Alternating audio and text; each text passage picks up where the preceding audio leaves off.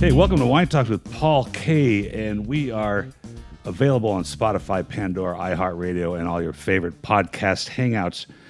But a surprise visit today in studio here. We're back home, back from the Napa trip with some wonderful podcasts to release to you folks. But we are here in studio because our friends from Apris Winery showed up.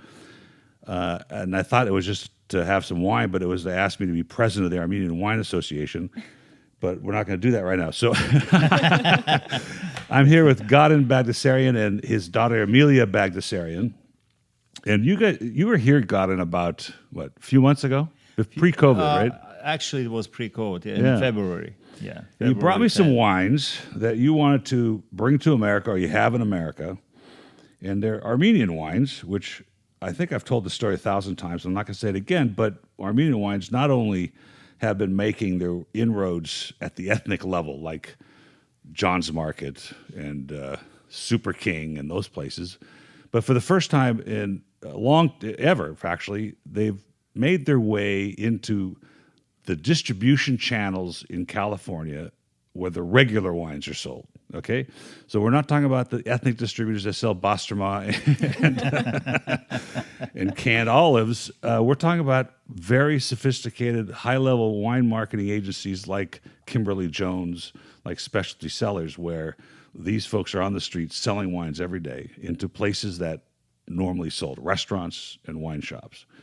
And so I think it's a great testimony to the quality of wine coming from the Caucuses.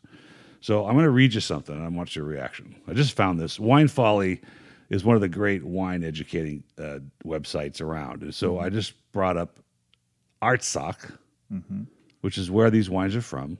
Explain to me where Artsakh is compared to, let's say, Armenia and Georgia. The Artsakh is eastern. Let's say it's a Western Armenian, and Artsakh. It's the west side of Armenia. It's the west side of Armenia. It borders what? At the borders of Azeri and Iran on the south. In Iran. Okay. Yeah, in Iran on the south, yes. And so it grows different grapes than Armenia proper, right? In Armenia proper, we have Arani and Voskahat and some other reds and whites. What's this? Yeah, the Sireni, which is like it's the king of the Armenian. King of our right. Actually, you will tell that. It's Sireni. Sireni is the European name for the Khindokhni varietal, which is primarily grown in Artsakh, which is the southern part of Armenia. And Khindokhni is the king of Armenian grapes. It gives a bit of a fuller mouthfeel, more tannins. Easy for you to say. What's it called again? Khindokhni. Yeah, Khindokhni. You think that I had some Armenian in my background. So Sireni is the name we go by in the external market. And it's a really beautiful grape. It's a versatile grape, but it is finicky in terms of where it grows and where it can flourish. And we've been lucky enough to have some beautiful Sireni varietals come out of the Artsakh region specifically. So That's interesting. Because here's a couple of things. We're talking about bringing these wines to America. We're talking about maybe getting some American presence in these varietals. I know there's a few distributors in Los Angeles, one I know very well, who brings in wines from the Caucasus, from Central Europe, Slovenia, and Georgia particularly. And it's a tough road. That's a tough sale. People that drink Napa Cabernet and things are going to have a hard time understanding what Sireni and Arani and those things kind of are. But I think Sireni makes, I'm probably going to upset and offend a lot of people that make Arani, but I think it makes a more elegant wine than Arani does in general. Okay, and it's interesting to hear that it flourishes, or not flourishes, that it has a hard time in different parts of the world, like Pinot Noir is very difficult to grow. So the quote I wanted to read is this. Don't be offended. To make wine in the Caucasus is either insane or visionary, and we think the latter. So that makes you visionaries. So what? Tell me what you're doing. You were talking in the conference room about selling meat, and all of a sudden now you're selling wine, and we know that's a much harder sell. Tell me about how you got here. Okay. Actually, it's let's say the wine is more passion, and when I tried this wine made from Hindornio Sireni, I thought that wine really has a potential. And when I brought this, Well, let me stop you there. What gave you the authority to think it had potential? not Because I don't have that authority. So you know what? It's very interesting. Yeah, I was drinking wine probably like almost my life. So, and I drink different wines from around the world. And when I tried that wine and said, so that wine has a potential, it was, of course, it's a potential. It's meaning what I was thinking, but it's not a professional way.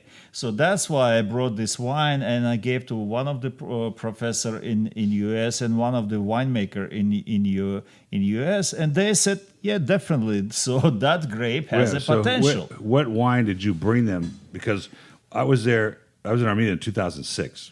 None of it was drinkable. Homemade wine. Really? Yeah.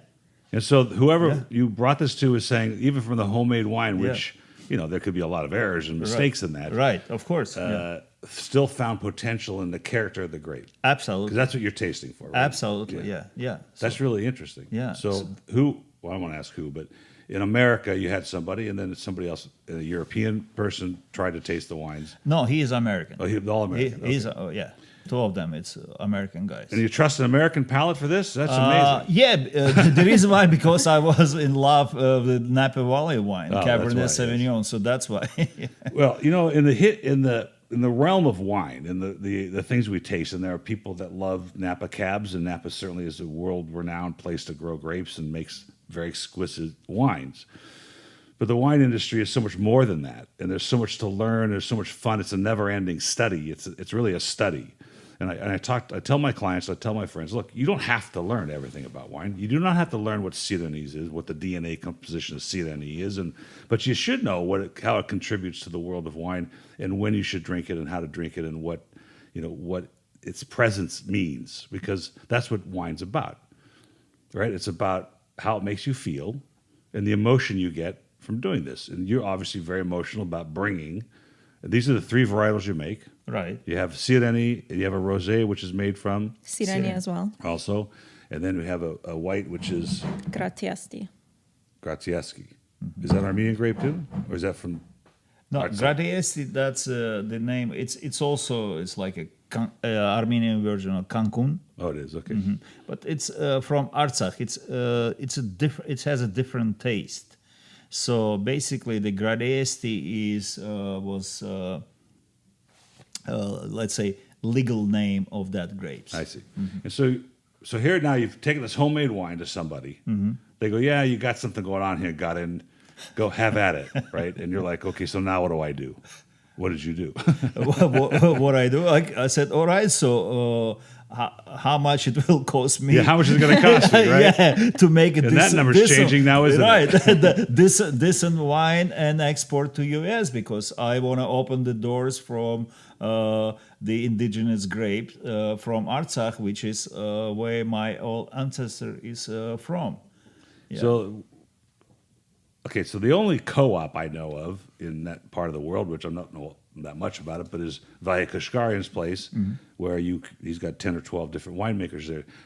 Did you make this somewhere, or did you buy a winery and start making it? Okay, so that's another story. When I went to Artsakh, she's rolling her eyes at you. When I went to Artsakh, and they introduced me one of the guy who owns the winery there.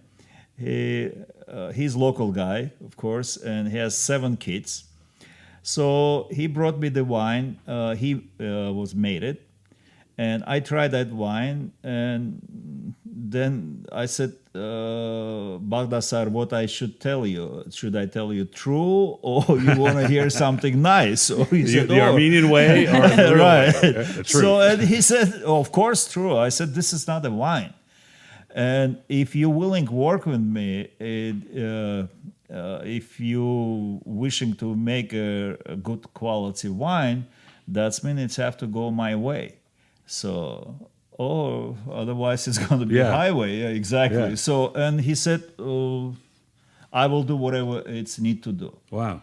Yeah, I said, okay. And then I hired the professor, the winemaker, who was teaching in also the Armenian University. It's EVN Wine Academy. EVN Wine Academy. Yeah, so we went there. He looked, and the winemaker. And who is this gentleman? Right, huh? This is the German guy? German guy, yeah, yeah. He's a professor also. Okay, so that's a timeout right there. Right, okay. German wines, world class, particularly the Rieslings, particularly the Trockenbeeren Auslases, these sweet, noble, rotted wines. Reds, not so much. Spätburgunder, Pinot Noir, in a cold climate, no sugar. I mean, you don't get much wine out of it. But you thought maybe this guy could handle Artsakh. The reason why, because that winemaker also was working in different part of the world, especially like in Mediterranean, like Macedonia. Really? Okay, that's interesting. Yeah, Macedonia, then Bulgaria, then some in the France also, in Switzerland, and of course in Germany. And then he started working for German government, and he came to Armenia. So how did you approach him? Like, hey, I'm making this wine in Artsakh. Actually, we talk, and I said, listen, so this is the project I'm willing to do in Artsakh, and you will be interesting. He said, yes. Yeah. How much is it going to cost me? Right. How much? Actually, he's not cost a lot. Oh, but okay, yeah, good. yeah. But he said, yeah, it will be interesting. Yeah, and especially, you know what? It's kind of like you have the winemakers who really looking for to do something new. Yes. But some of them, it's like even they would like to make something work with some new grapes Yes. and make a wine. But expectation, it's still a lot, especially for the salaries. Yes. Yeah, that's right. Yeah. So, but that guy was kind of match. So he didn't. Well, I mean, expect- we have Yeah. Paul Hobbs, helping the Yakubian brothers. You can imagine he's not cheap, Right. Right. Right. It's interesting too because I can see somebody with that experience now that you explained it, saying, "Yeah, gee, there's a new grape from a new area that I've never experienced." And wine people, particularly winemakers, are like that. They like to test parts of their skill sets in different parts of the world. In fact, most winemakers I speak with have experience everywhere. They'll actually go to below the equator. They'll go to South America or to South Africa to make wine at one part of the season, and then they'll come to North America and do it again. So they get two Right. vintages a year, Right. and that's how you get experience. Right. So, what did he think, or what did you think Artsakh was bringing to the table? I don't know much about the soil content and the different levels of difference, but clearly, with a grape like Sireni, it's sucking up what it's growing in. And so, have you talked about the soil content? Why it is so interesting in Sireni? Why the wines are so elegant? So the soil content where we're working in Artsakh, it's limestone and clay, and the elevation it's about 750 to 950 that's a above good sea spot, level. yeah. Yeah, so it's very comparable to certain parts of France and Switzerland and even northern Italy. So these are some regions that he's had experience with before, and he's been able to play with the grapes and show his own form of art and science in it. And we were able to blend the vision together and take the wines in a direction that worked for all of us. For a young lady that came from the medical field, you've learned a lot already. So I want to hear about your experience. We all have our aha moments, and I've confessed this a few times on the podcast. For me, this was business for a long time. I mean, I spent my career in corporate America, then I started a company with nothing.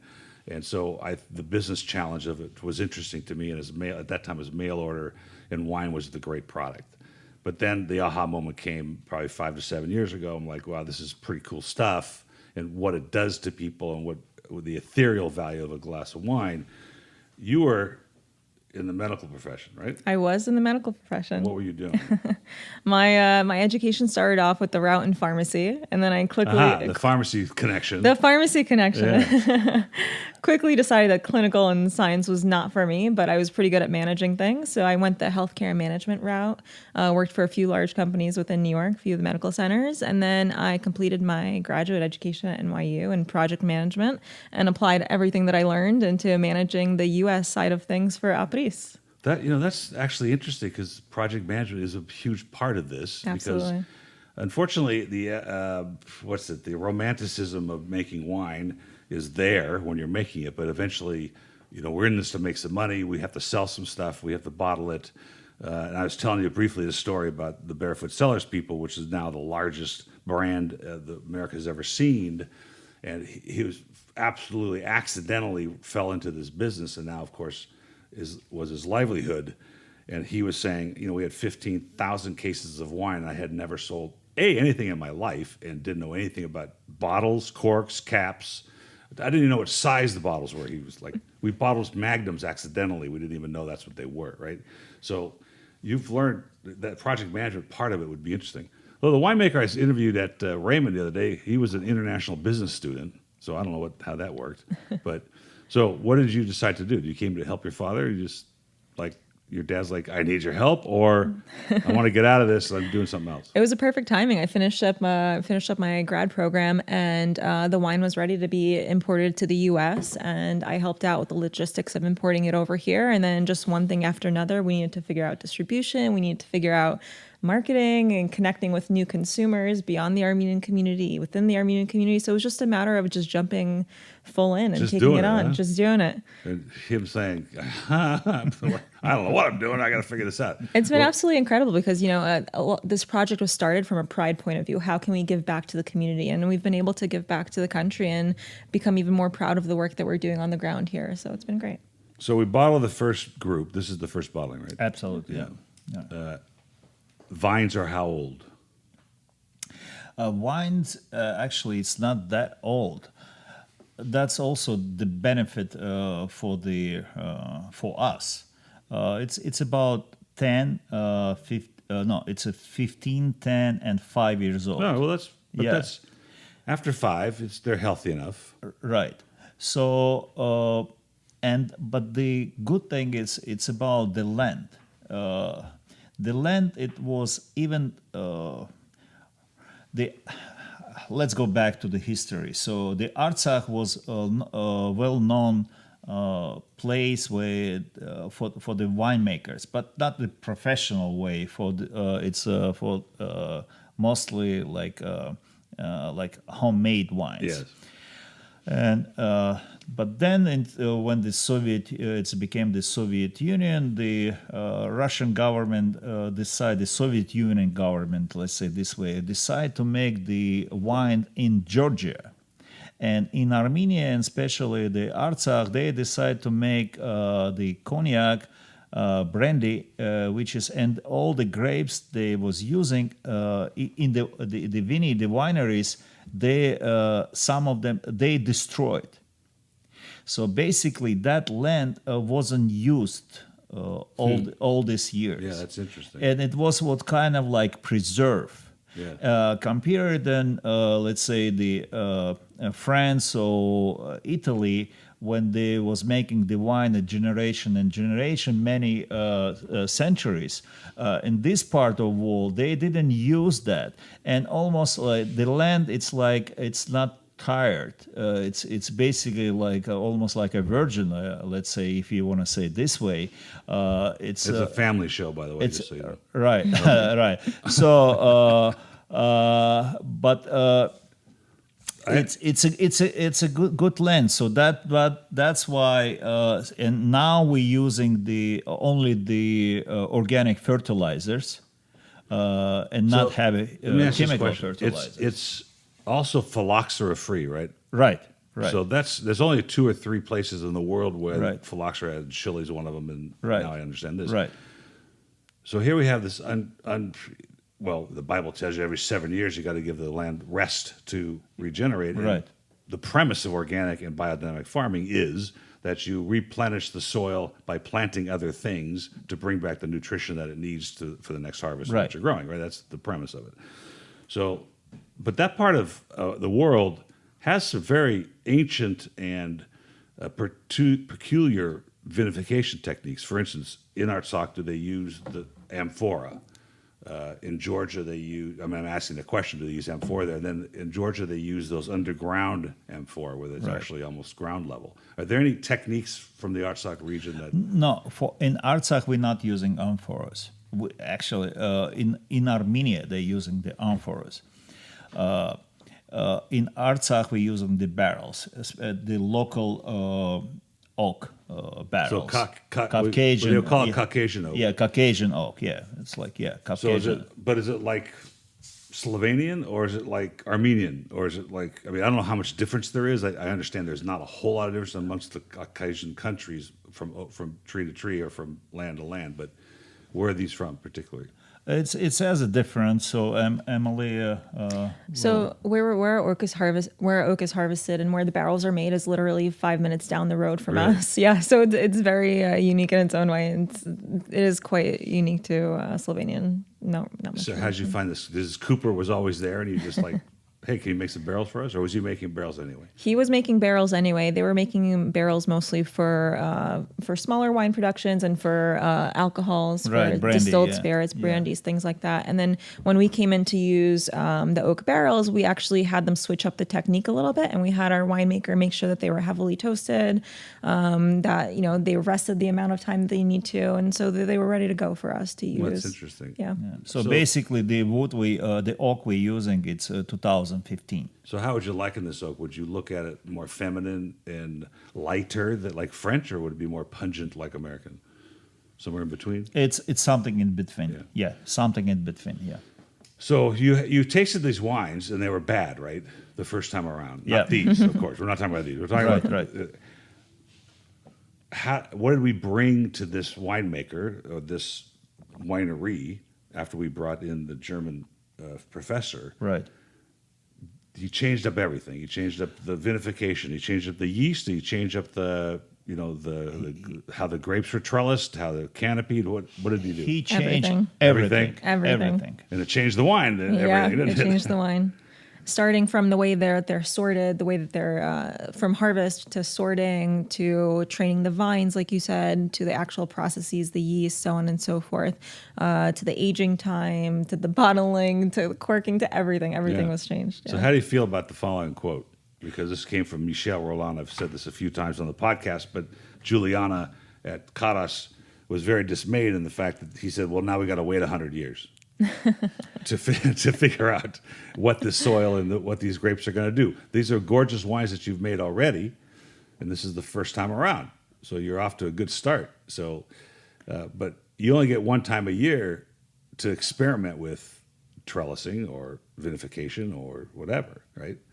Yeah. I don't think we need to wait 100 years. We've already seen big That's a good thing, changes. isn't it? Right. This is actually the whole point. Even the Zorik from Zora Wines, he said, I was waiting 10 years before I saw, do you think I'm not, I can wait another 10 years? But in my case, I said, no, I don't have a time to wait, I don't have a time, so it's no way. So what was to you guys the most, I want first the most fascinating part of this conversion from the winery to what they're making today, and then the most frustrating part of where you're at today? So what's the most interesting part of what he did to change and to manage this new project? Yeah, it's very interesting. So I spent all these years, 6 months in Artsakh, and I was at the beginning I was living in the hotel in the capital of the Artsakh, Stepanakert, and I was driving like 45 minutes back and forth every day. It's mountain roads. Wow.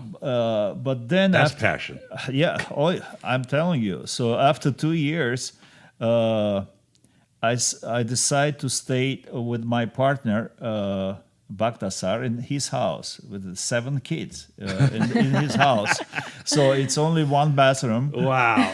Yeah, and And he allowed this. That's great. yeah, He encouraged it. Yeah, he did, okay. So we became, to be honest, we became family. Yeah. Okay, that's how I feel, because every morning we have a breakfast with his family, with his father and mother. So, and the breakfast, his father and Bagdasar, they having shot with the tuti arak, which is mulberry vodka. Yes.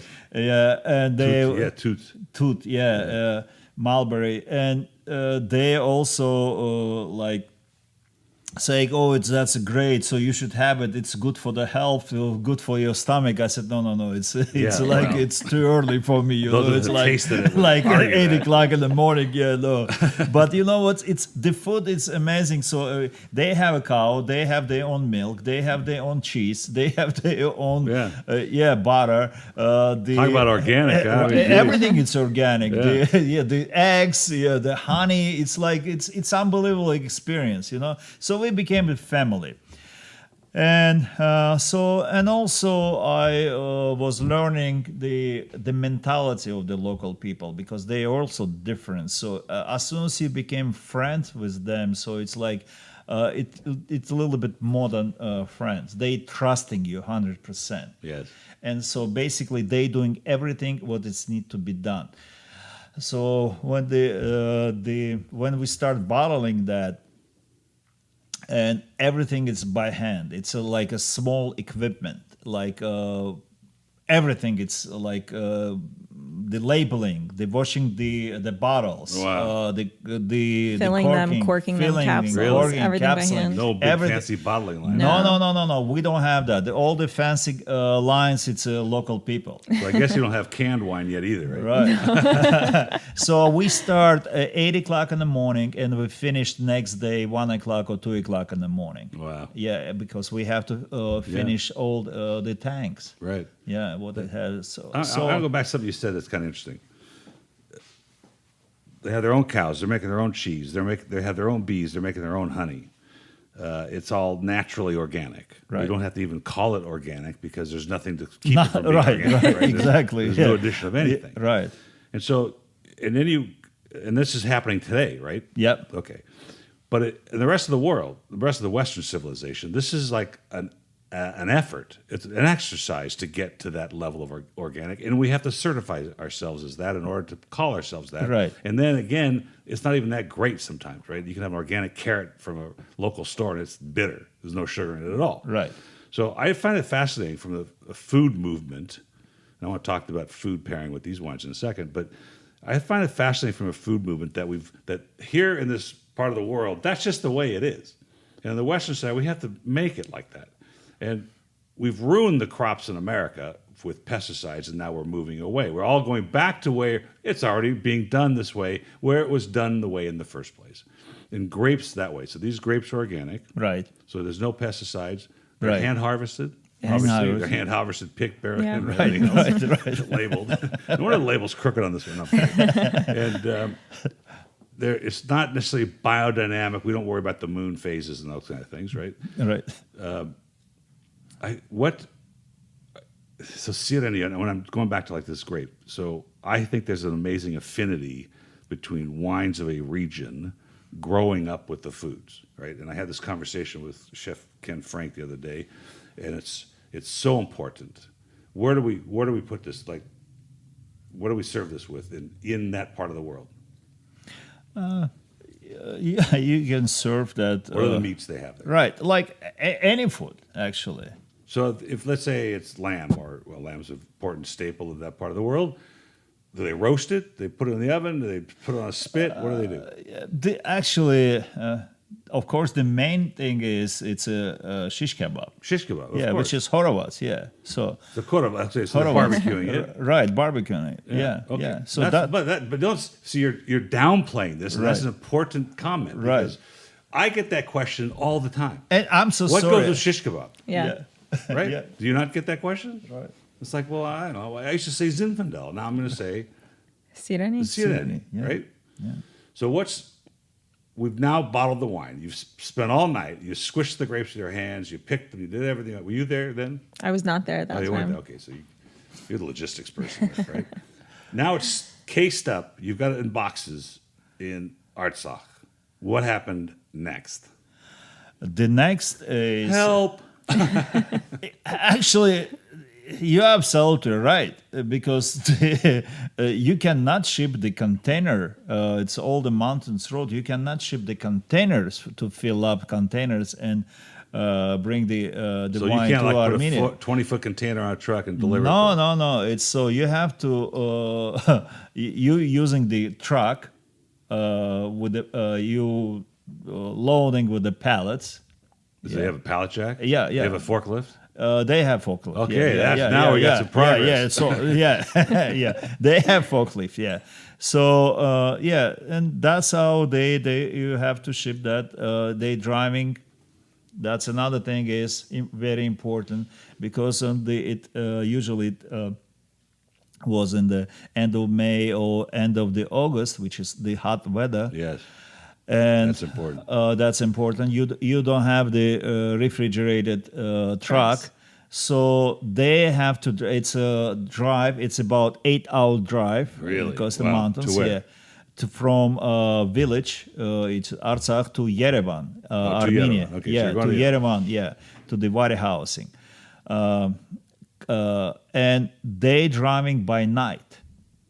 So they start That's like brilliant. 1:00 in the morning or 12 p.m. and they driving. You know, at night. I've lost 2 shipments of wine in my 30 years. Mm-hmm. One of them came all smushed up inside of a container from South Africa because they didn't pack it right. And the other one that I lost got stuck on the 5 freeway here in the middle of the summer, and it was there for 6 hours, and it completely baked the whole container. Yeah. It was 20 pallets of wine completely fried. So that's a smart thing to do. So now it ends up in Yerevan, still safe and sound, we think.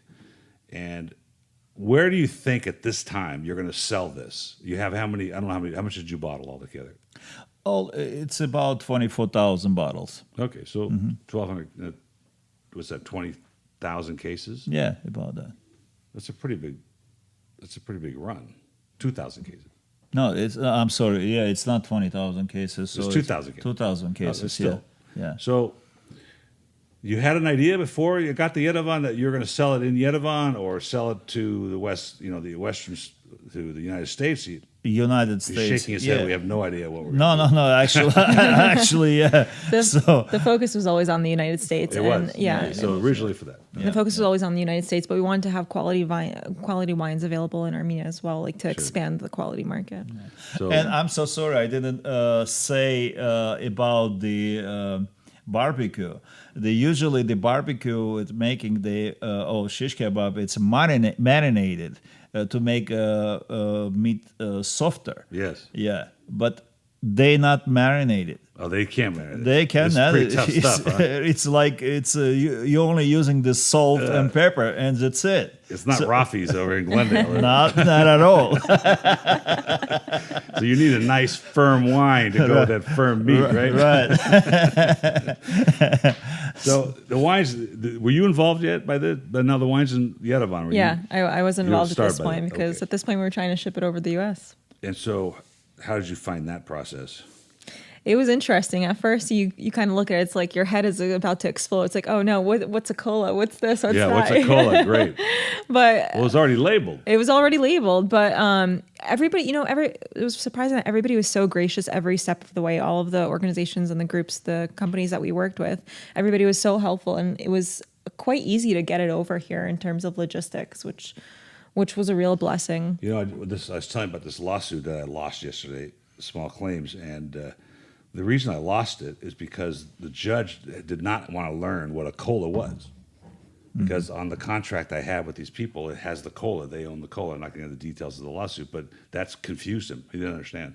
And he wouldn't listen to me and explain it to him. So it didn't matter. He decides. So you were you thinking, I'm going to take it to restaurants, I'm going to take it to wine shops, I'm going to take it to both? Did you have a distributor? We know that you have to have a distributor receive the wine or an importer in America. Did you have that set up already? We didn't have a distributor at that point. We actually had a warehouse before we had anything else. Really? And yeah, we were going to warehouse it in Tennessee of all places. Tennessee is a great place for. And then as it was on the Atlantic, we find out so many things about the costs and about the distributors and such. So while it's on the Atlantic, we switched ports and we were like, no, we're going to dock it in New York, New Jersey, and we're going to warehouse it there. So had to pay those extra fees. But you know what? It was the best decision we ever made, because from there it started moving slowly but surely and faster than we ever expected to. Because I've had, I wish people would come to me first sometimes when they bring stuff to America. I mean, you seem to get skirted, but I had one wonderful Spanish couple bring in 600 cases of Albarino, which is the slow-moving grape here, but it's a great grape. And I told them how to do it, and they totally ignored me. And they went and they bonded a warehouse on their own, delivered to their own warehouse, paid the rent for their own warehouse, got their own licensing to all by themselves, right? And then they had 600 cases of Albarino, which was a slow burn, right? Really difficult, costly venture. So you did that the right way, even though it's all new to us. Every time you start a project like this, particularly with alcohol in America, it's complicated, right? It's just complicated. So now we've got the wines thing, and you're looking for distributors at that point? Yeah, we were looking for distributors at that point. Word of mouth, networking, and talking to people who've been into the industry for so long, and getting that advice. And we found a few good ones on the East Coast, and we just started a great partnership and partnered up with them to pave the ground ourselves, to knock on those doors, create those relationships firsthand with the stores, with the consumers, to really make our foot. So the vision is.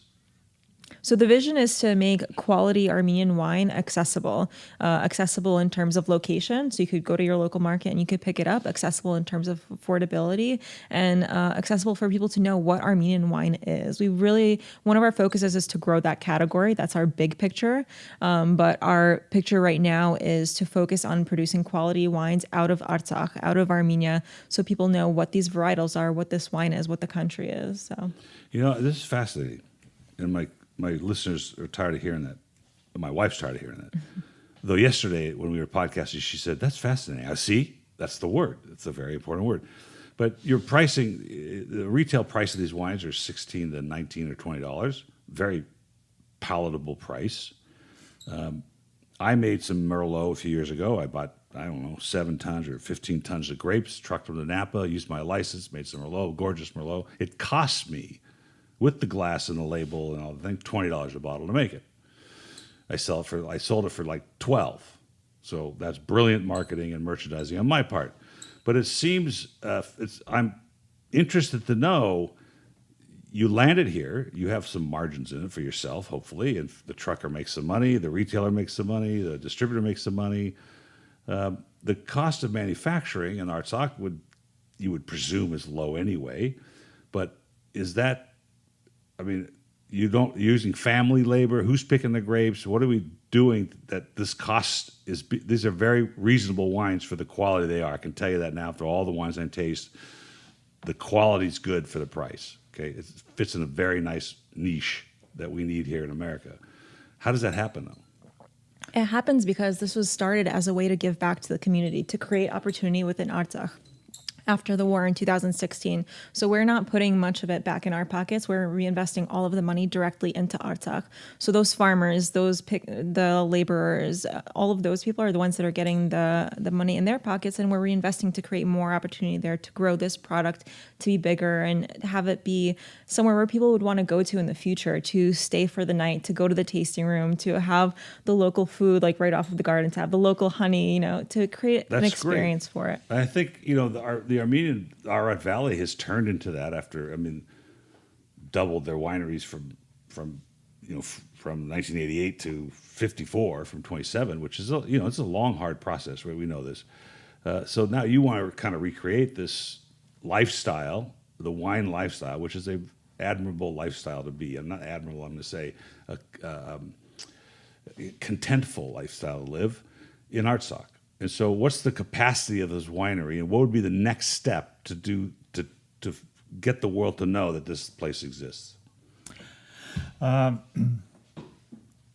We will grow, of course. We have land for that, so we will grow more the grapes the Vini. So plant more, or do Plant you more, or do you have- absolutely, Okay. absolutely. Plant more, and we will extend the winery what we have right now. So that's our plan. I would love to see pictures of this place. What Yeah, how this looks. beautiful place. Is it so? Yeah. Fruits, dried fruits, figs, olives. Yeah, not olives. Actually, they start olives. The friend of mine here, they start growing that olives there. It was before. It's beautiful land for that. Not olives, but the fruit. It's a lot of fruits. Dried Beautiful fruits. pomegranates, beautiful apricots. Pomegranates, a lot of pomegranates. Yeah, that's the national fruit almost. Yeah, isn't it? yeah. And the pomegranates, it's very delicious. It's and also very good. I don't know. We also made the pomegranate wine this year. Yeah, really. Oh yeah, You yeah. made yeah. it there. Yeah. Wow. We made it there, and the German guy. I didn't try. To be honest, I'm kind of like skeptical about pomegranate wine. But my German guy, the professor, he said, Garen, I never tried this kind of pomegranate wine in Armenia. Is it really good? I'm telling you. I said, okay. So I'll take your word for it. yeah, I take your I'm word still for not it. trying it. I have no chance. Yeah, with this coronavirus, that's So I'm interested to know something before you move on. The Russian influence in this area, and it seemed in most parts of the Soviet Union, it stalled everything. Mm-hmm. Like when you go to Budapest, you see that this emerging European country from what was a communist country. Yerevan is like that, right? Yerevan in 2006 was not that interesting, but apparently it's very European now. Right. Wine bars and things. Is that what's happening in Artsakh? Yes, exactly. It's slowly going there. It's still it's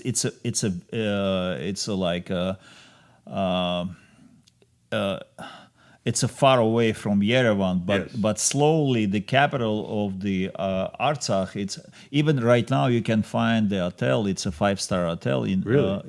in that's great. Stepanakert. Yeah, which is really it's a good service, good quality hotel. So Western Nice place. level service lifestyle. It's good. It's getting there. It's Here's a getting question that frustrates most Armenian winemakers, and I kind of respect Juliana at Kadas for trying this, experimenting anyway, because every great vineyard from Napa to France is going to experiment with varietals, vinification techniques, fermentation techniques. She's one of the few Armenian wineries that would plant French varietals, Merlot, Syrah, Cab. Do you have any anticipation of expanding into that? No. That was pretty affirmative. No. Absolutely not. Absolutely not. doing it. No, the vision's a little bit different. We want to keep it as pure as possible and as indigenous as we can to the land. On one hand, of course, logistically, we want to keep out any potential pests or things of that Sure. nature. But also, we're putting Armenia on the map, and why not put these varieties on the map as well? Like, there are some winemakers that are using Caucasian oak in their wineries in Italy. So why not use Armenian varietals elsewhere in the world as well? And, I can see that. yeah, Yeah. and one I of the see. friend of mine who makes the wine he is Spanish, and he's very interesting about use the Caucasian oak in his winery. I think the oak standpoint people, Yeah. A lot of wines are experimenting with different kinds of oak. That's pretty common. I'd be interested to know if there are wineries across the world that would be interested in putting Sireni or even Adeni or Voskahat or anything else. I'll be honest, early on, back in the early 2000s, I went and looked up Adeni anyway to make sure it was even Vitis vinifera, because the ones I had tasted were so bad that I thought, well, it can't even be the right, Latin classification of the grape, but it is. It is, and I'm sure Sireni is as well.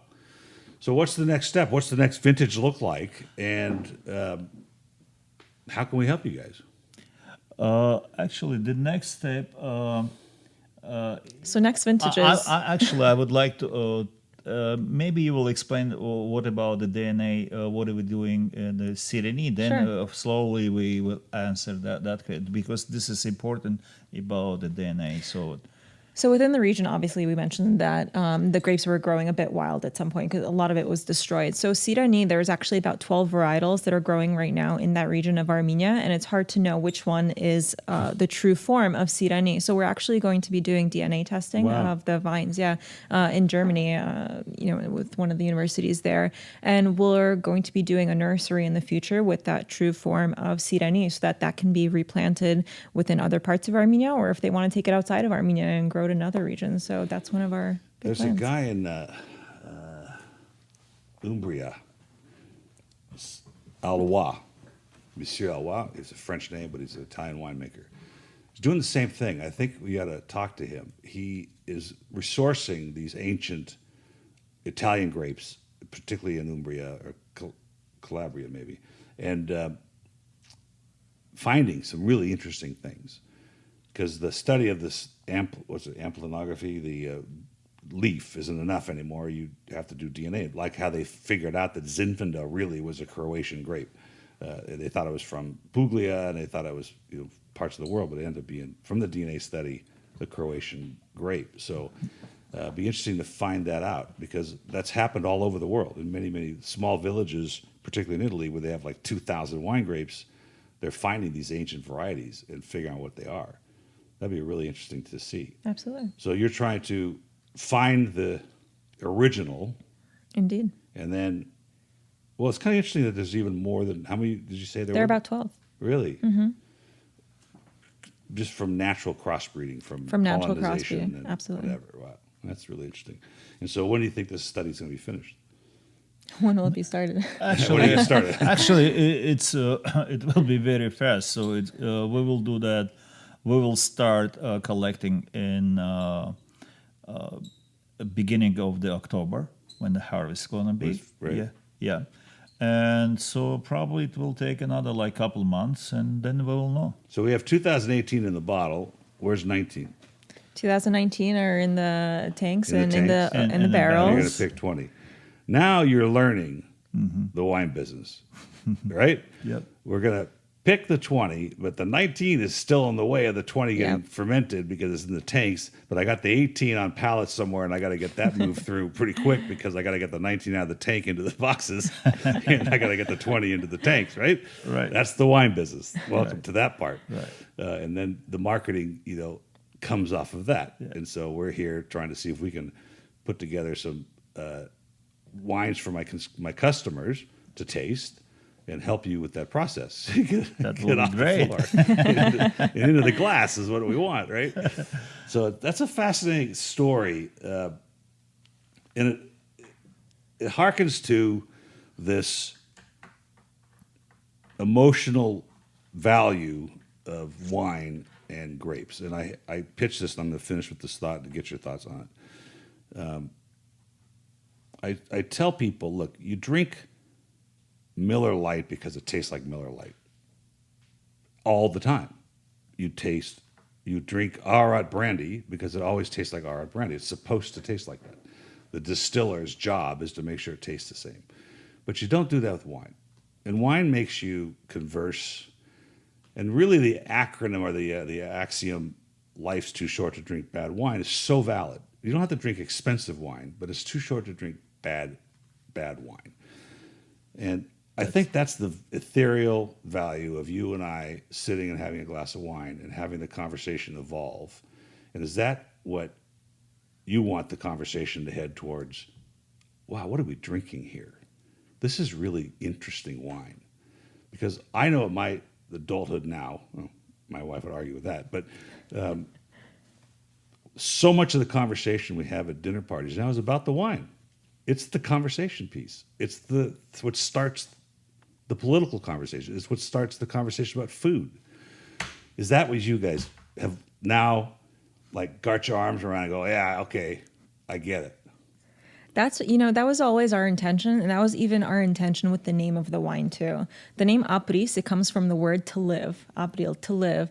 And Apris is actually a marriage of two variations of the pronunciation of the word. No matter which part of Armenia in the world you are from, it's Apris, Apres. It brings it all together into Apris. And it literally means to live, to life. I thought good boy or good, It Good. also Apris. means Bravo. exactly. It also means bravo, job well done. right. Yeah, and you also use it as a congratulation. So within one word, there are so many meanings, within literal meanings and within bringing people together, unifying. So that's what we wanted to do outside of the bottle and inside of the bottle. We wanted to bring quality Armenian wine from Artsakh to your table, to your palate, so that you could talk about it and continue talking about it with every Now I vintage. know the story. And raise the glass and say Yeah, Apris. raise your Apris. glass and say Apris.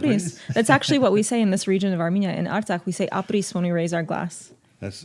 I'm going to do that from now on. You created a nice package, a very Western-looking package. I think that's a huge benefit to what you've done so far. And all I can finish this conversation with is thanks for coming in and Apris. Apris. Apris. Thank you for having us. You're welcome. Thank you. Thank Cheers. you.